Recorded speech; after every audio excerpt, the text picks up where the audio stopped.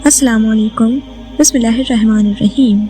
آج کی ہماری ویڈیو کا موضوع ہے کہ اولیاء اللہ آج کے دور میں کرامات کیوں نہیں دکھاتے۔ آج ہم اس موضوع پر بات کریں گے اور غور سے سنیں۔ ہم آج سلطان اولیاء غوث اعظم کی بارگاہ میں حاضر ہو کر خراجۂ عقیدت پیش کر رہے ہیں۔ جو باتیں میں عرض کر رہی ہوں انہیں دھیان سے سنیں۔ کرامات اولیاء اکرام کی زندگی کا حصہ ہے اور یہ اللہ کی طرف سے انہیں دی جاتی ہیں۔ کرامات کیا ہے؟ کرامات بہے مقل یعنی عقل سے پرے کام ہے جو انسان کو حیرت میں ڈال دیتے ہیں، جسے عام انسان نہیں کر سکتا اور جو عام عقل میں نہ آئے۔ جب کوئی ایسا کام اللہ کے ولی سے ظاہر ہوتا ہے تو اسے کرامات کہتے ہیں، لیکن یاد رکھیں کرامات اولیاء کی ولایت کو ثابت کرنے کے لیے ضروری نہیں ہے۔ کوئی ولی کرامات نہ بھی دکھائے تو بھی وہ اللہ کا ولی ہو سکتا ہے۔ آج کہ ہماری قوم اولیاء کو ڈھونڈنے میں لگی ہوئی ہے۔ لوگ سوچتے ہیں کہ اگر کوئی شخص ٹھوکر مار کر زمین سے سونے کا سکہ نکال لے، آسمان میں اڑنے لگے، پانی پر چلنے لگے یا اچانک پیسے کی تھیلی بھیج دے تبھی وہ اللہ کا ولی ہوگا۔ ناظرین، یہ سب چیزیں ولی کی پہچان نہیں ہیں، بلکہ یہ دیکھو کہ وہ نبی پاک کی شریعت پر کتنا قائم ہے، میرے نبی کے راستے پر کتنی مضبوطی سے جمع ہوا ہے۔ میں آپ سے پوچھتی ہوں، سید شہداء امام عالی مقام حضرت امام حسین رضی اللہ تعالیٰ عنہ اللہ کا ولی کون ہو سکتا ہے؟ سارے اولیاء اکرام کی ولایت امام حسین رضی اللہ تعالیٰ عنہ کی ولایت کے سامنے ختم ہو جاتی ہے، لیکن کربلا کے میدان میں اپنے بچوں کی قربانی کے سامنے بھی امام حسین رضی اللہ تعالیٰ عنہ جمے رہے، ڈٹے رہے، مگر کسی کرامات کا اظہار نہیں کیا۔ شریعت پر قائم رہنا ہی سب سے بڑی کرامات ہے۔ چاہے کیسی بھی مصیبت آ جائے، اگر کوئی شخص دین مصطفیٰ پر جمع ہوا ہے، ڈٹا ہوا ہے، قائم ہے، یہ اصلی کرامات ہے۔ آج کل کے کچھ ماڈرن خیالات رکھنے والے لوگ جو سوشل میڈیا اور کچھ ڈاکٹرز پروفیسرز کے لیکچر سن کر گمراہ ہو چکے ہیں، وہ اولیاء کی کرامات پر مذاق اڑاتے ہیں۔ وہ کہتے ہیں اگر اولیاء کے پاس کرامات ہے تو یہ حالات کیوں نہیں بدل دیتے۔ کرامات کوئی تماشا نہیں ہے، اصلی کرامات دین مصطفیٰ پر قائم رہنا ہے، چاہے کیسی بھی مشکل آ جائے۔ ناظرین، پوری دنیا کرامات سے نہیں چلائی جاتی، بلکہ اللہ نے اسے اسباب یعنی وجہوں پر قائم رکھا ہے۔ ایک مشہور بزرگ حضرت محمد جام رحمۃ اللہ علیہ بغداد میں ہلاکو خان کے دور میں موجود تھے۔ ہلاکو خان ظالم بادشاہ تھا جس نے وسطیوں کی بستیاں ویران کر دیں اور جہاں سے گزرتا تھا وہاں انسانوں کے کھوپڑیوں کے ڈھیر لگا دیتا تھا۔ جب ہلاکو نے بغداد پر حملہ کرنے کا ارادہ کیا تو اس نے کئی میل دور اپنا لشکر ڈلوا دیا اور بغداد کا معائنہ کرنے کے لیے 2 سپاہی بھیجے۔ ہلاکو کی دہشت چاروں طرف پھیلی ہوئی تھی۔ جس شہر میں اس کا نام لیا جاتا وہاں کے لوگ خوف سے کانپنے لگتے۔ جب ہلاکو کے یہ 2 سپاہی بغداد پر معائنہ کرنے آئے تو پورے شہر میں کھلبلی مچ گئی۔ لوگ سوچنے لگے کہ اب جائیں تو کہاں جائیں۔ ڈر کے مارے لوگ حضرت محمد جام رحمۃ اللہ علیہ کے پاس دوڑتے ہوئے پہنچے۔ اس وقت بزرگ وضو فرما رہے تھے اور ہاتھ میں پانی کی ایک کٹوری یعنی پیالہ تھا۔ لوگ روتے ہوئے بولے، حضور ہلاکو آ گیا، بغداد تباہ کر دے گا، ہمیں بچا لیجئے، آپ اللہ کے ولی ہیں، ہماری حفاظت کی دعا کریں۔ حضرت نے اپنی کٹوری پلٹ دی اور فرمایا، جاؤ، اللہ حفاظت کرے گا۔ روایت میں آتا ہے کہ وہ دونوں سپاہی بغداد میں خوب ڈھونڈتے رہے مگر انہیں بغداد نظر نہیں آیا، نہ کوئی گھر دکھا، نہ کوئی محل، نہ کوئی راستہ، کچھ بھی نہیں۔ جب وہ واپس ہلاکو کے پاس پہنچے تو کہنے لگے، ہم نے بہت تلاش کیا لیکن ہمیں بغداد ملا ہی نہیں۔ ہلاکو نے غصے میں ان دونوں سپاہیوں کو قتل کر دیا اور کہا، جھوٹ بولتے ہو، مجھے بغداد کی روشنی یہاں سے دکھائی دے رہی ہے اور تمہیں نظر نہیں آیا، یا تو تم نالائق ہو یا پھر میرے ساتھ دھوکہ کر رہی ہو۔ اگلے دن ہلاکو نے اپنے 2 خاص وزیر کو بھیجا اور کہا، جاؤ بغداد کا معائنہ کر کے آؤ، گلیاں، سڑکیں، بازار اور محلے سب کچھ دیکھو۔ یہ دونوں وزیر بغداد میں داخل ہوئے۔ جیسے ہی لوگوں نے دیکھا وہ پھر سے ڈر کے مارے دوڑتے ہوئے حضرت محمد جام رحمۃ اللہ علیہ کے پاس پہنچے۔ روتے ہوئے کہنے لگے حضور آج پھر ہلاکوں کے وزیر آئے ہیں، ہماری بیویاں بیوہ ہو جائیں گی، ہمارے بچے یتیم ہو جائیں گے، سب مارے جائیں گے، ہمیں بچا لیجئے۔ حضرت نے پھر سے اپنی کٹوری پلٹ دی اور فرمایا جاؤ اللہ حفاظت فرمائے۔ اللہ والوں کا یہ تصرفاتی ہوتا ہے کہ وہ چاہے تو پوری بس کو ظالموں کی نظروں سے پوشیدہ یعنی چھپا دیں۔ اگلے دن جب وہ دونوں وزیر بغداد پہنچے تو وہ بھی بغداد کو ڈھونڈتے رہ گئے مگر انہیں کچھ نظر نہیں آیا۔ جب وہ ہلاکو کے پاس لوٹے تو کہنے لگے ہم بھی گئے تھے لیکن ہمیں بغداد نظر نہیں آیا۔ اب ہلاکو کو بڑا تعجب ہوا، کیسے ہو سکتا ہے کہ میں یہاں سے بغداد کی روشنی دیکھ سکتا ہوں لیکن میرے سپاہیوں اور وزیر کو بغداد ہی نظر نہیں آ رہا۔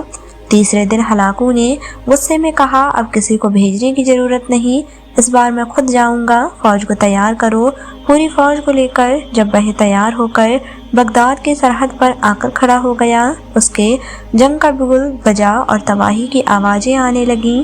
تب لوگ دوڑتے ہوئے حضرت محمد جام کے پاس آئے اور ان سے رو رو کر گڑ گڑا کر کہنے لگے۔ انہوں نے کہا آج تو آفت آ گئی، بڑی بلا آ گئی، توجہ سے سنیے ناظرین، آج اگر آپ نے ہمیں نہ بچایا تو سب تباہ ہو جائیں گے، برباد ہو جائیں گے۔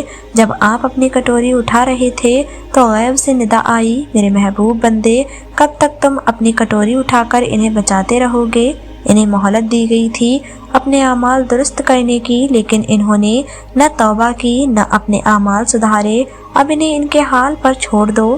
اللہ کے ولیوں کو حکم ہوتا ہے کہ جب اللہ کا فیصلہ آ جائے تو وہ اس کی پابندی کریں۔ انہوں نے کٹوری چھوڑ دی۔ پھر ہلاکو بغداد میں داخل ہوا اور ایسے تباہی مچائی کہ پورے بغداد کی سڑکوں پر صرف خون ہی خون تھا۔ اس نے شہر کو تباہ اور برباد کر دیا، اینٹ سے اینٹ بجا دی۔ اس واقعے کو پڑھنے کے بعد میں نے محسوس کیا کہ اللہ کے اولیاء اکرام مدد ضرور کرتے ہیں لیکن ایک وقت تک جب اللہ کی طرف سے منع ہو جائے اور کہہ دیا جائے کہ یہ قوم بڑی سرکش ہو گئی ہے، اب ان کی مدد نہ کی جائے، تب اولیاء اپنے ہاتھ کھینچ لیتے ہیں اور قوم کو اس کے حالات پر چھوڑ دیا جاتا ہے۔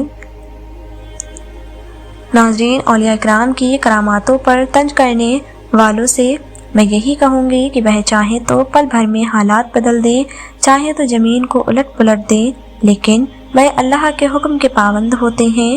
یہ ہمارے لیے نصیحت ہے کہ جب ایسے حالات آ جائیں تو ادھر ادھر بھاگنے کے بجائے پہلے اپنے دل کی طرف دیکھیں، کہیں ہمارے گناہوں سے دل کے دھبے بڑھ تو نہیں گئے، میرا دل سیاہ تو نہیں ہو گیا، سچ بتاؤ۔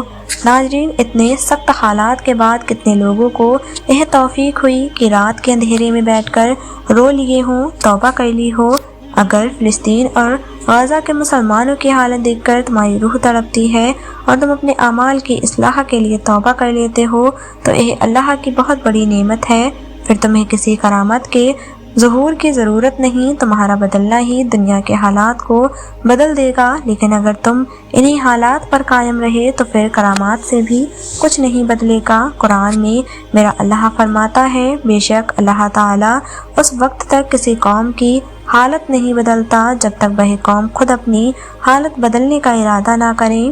ہمیں خود اپنی طرف سے شروعات کرنی ہوگی، پھر حالات خود بخود بدل جائیں گے۔ سرکار سیدنا غوث اعظم عبد القادر جیلانی رحمۃ اللہ علیہ جس حال میں بغداد تشریف لائے تھے اس زمانے کو یاد کریں۔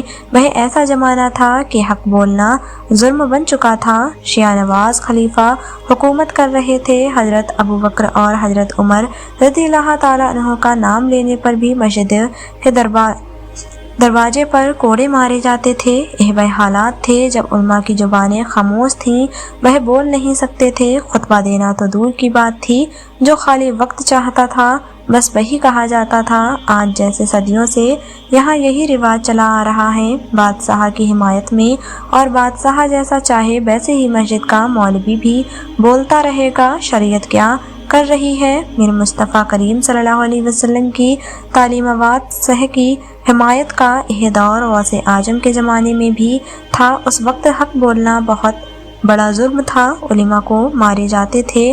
آپ کو پتہ ہے اسی بغداد میں صرف ایک حق بات کے اعلان کرنے کی وجہ سے امام احمد بن حنبل کو 300 कोड़े मारे गए थे। उनकी पीठ झुक गई थी, उनकी रीढ़ की हड्डी टेढ़ी हो गई थी। कोड़ा किसे कहते हैं?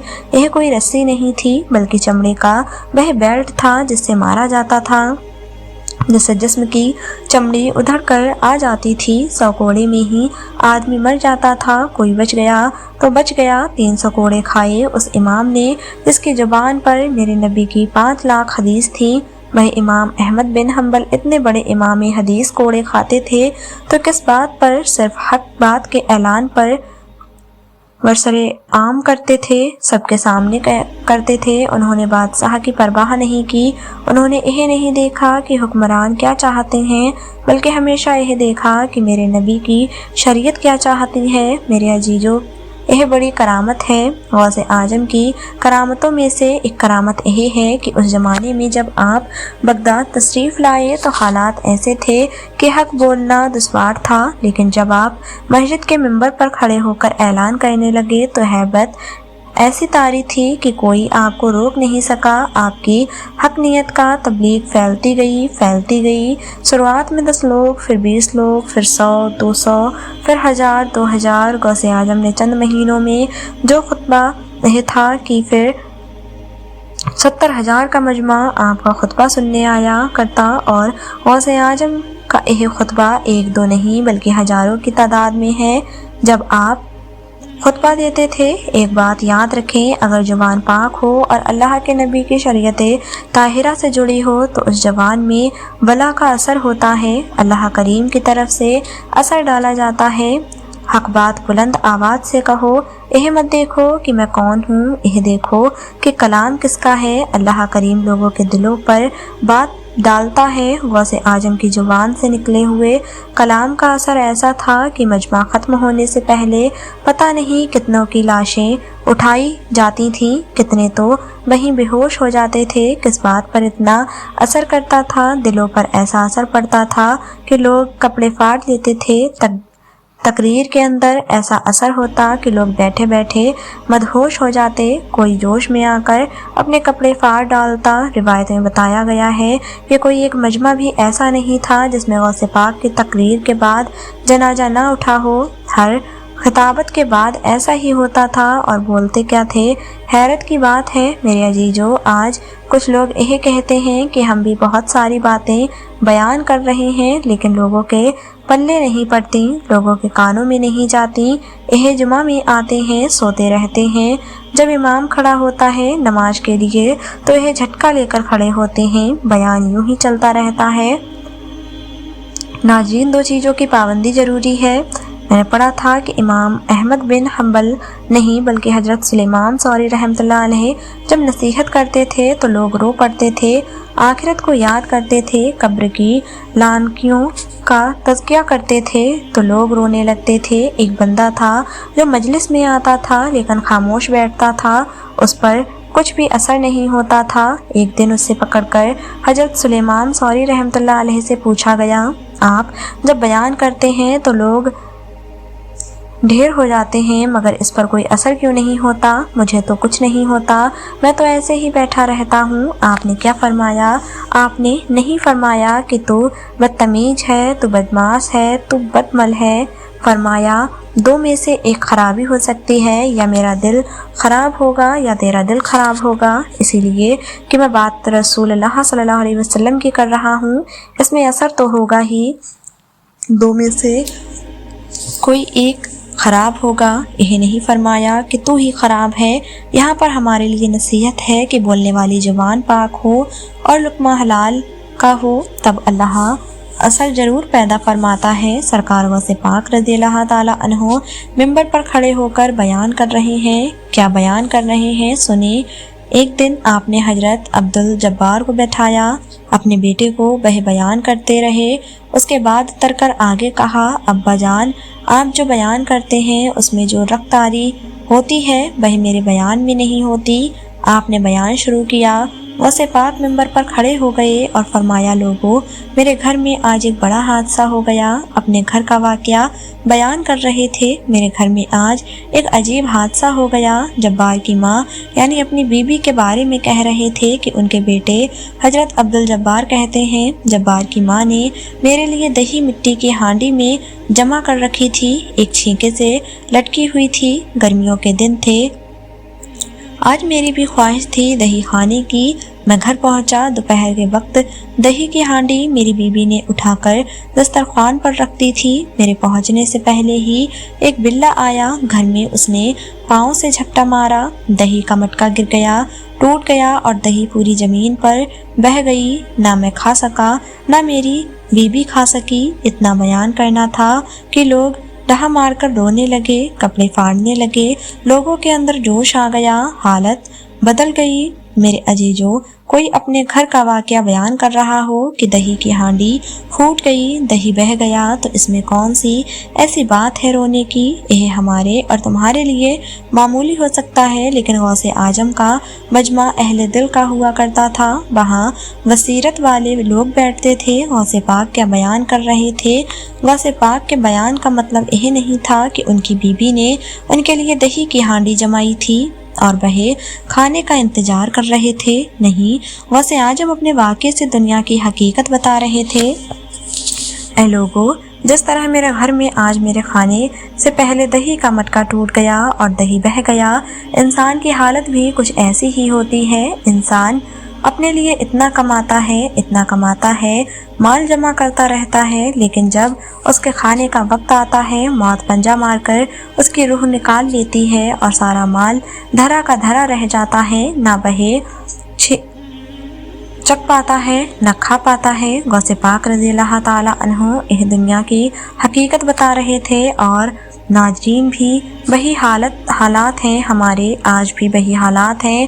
ہم نے کمانے کے لیے اپنی صحت گنوا دی، رات نہیں دیکھی، دن نہیں دیکھا، دوڑتے رہے، مال حاصل کرنے کے لیے اتنا جمع کر لیا کہ جب کھانے کا وقت آیا تو صحت بگڑ گئی، شوگر بھی آ گئی، وہ بھی خرچ کرنا پڑ رہا ہے۔ شیخ سعدی رحمۃ اللہ علیہ فرماتے ہیں انسان کی پوری زندگی دو کاموں میں ہی ختم ہو جاتی ہے، پہلے کمانے کے لیے صحت گنواتا ہے، پھر صحت بچانے کے لیے مال گنواتا ہے۔ یہی غوث پاک رضی اللہ تعالی عنہ کی تھی کہ اتنا جمع مت کرو جسے چھوڑ کر چلے جاؤ، کہ پھر جب کھانے کا وقت آتا ہے تو میاں ایسے حالات ہوتے ہیں کہ نمک بھی نہیں کھا پاتے، شکر بھی نہیں کھا پاتے، دوسری باتیں تو چھوڑو، شوگر والے شکر نہیں چکھ پاتے، بی پی والے نمک نہیں چکھ پاتے، اور بڑی چھوٹی چیزیں ہیں، اور مال دیکھو تو کروڑوں کا ہے، اربوں کا ہے، اربوں کا مال پڑا ہوا ہے، نمک نہیں چکھ پاتے، شکر نہیں کھا پاتے، کس کے لیے جمع کیا تھا، اور تھوڑی اور بڑی بیماری ہو گئی تو پانی بھی نہیں پی پاتے۔ آج کتنے ایسے ہیں جنہوں نے صاف مجھ سے کہا کہ ڈاکٹر نے پورا گن کر کہا ہے کہ پورے دن بھر میں جو ہے ایک ڈھکن سے پانی پینا، بوتل کا جو ڈھکن ہوتا ہے اس ڈھکن سے بس بوند بوند چکتے رہنا، پانی ہی نہ پیو، اسی لیے کہ کڈنی کام نہیں کرتی۔ یہ دنیا ہے ناظرین، ہم نے اپنی صحت گنوا دی، پوری کی پوری صحت گنوا دی اس کو حاصل کرنے کے لیے۔ ناظرین، آج کا یہ بیان اسی کے اوپر تھا، ہمیں دنیا والے کیا کہہ رہے ہیں یہ نہیں دیکھنا ہے، ہمیں اپنے اعمال کو دیکھنا ہے کہ ہم کیا کر رہے ہیں۔ اللہ تعالیٰ سے دعا ہے، یا اللہ ہم نے جتنے گناہ کیے جانے انجانے میں انہیں معاف فرما، ہمارے سارے مسلمانوں کی حفاظت فرما۔ ناظرین، یہ تھی ہماری آج کی ویڈیو، امید کرتے ہیں ویڈیو پسند آئی ہوگی۔ ویڈیو پسند آئی ہو تو ویڈیو کو لائک، شیئر اور چینل کو سبسکرائب کرنا نہ بھولیں۔ ملتے ہیں ایک اگلی ویڈیو کے ساتھ، تب تک کے لیے اپنا خیال رکھیں، دعاؤں میں یاد رکھیں۔ اللہ حافظ۔